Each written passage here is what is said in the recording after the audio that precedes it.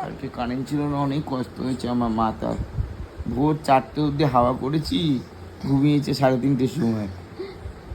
যে কয়েকবার কারেন্ট আসে ঘুমায়, আর সাথে সাথে কারেন্ট চলে যায়। বলে আজকে ঠান্ডা আছে, আজকে করতে হবে না, আজকে হাওয়া আছে। খুব বম করে, নাক খেতে যায়, নাক খেতে যায়।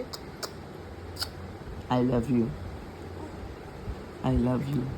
ওই ওই যে এগুলো কি, এগুলো পুত করে দিল। এগুলো কি? দুধ হ্যাঁ, সন্ধ্যা থেকে 2টো জামা ছাড়ানো হয়ে গেছে।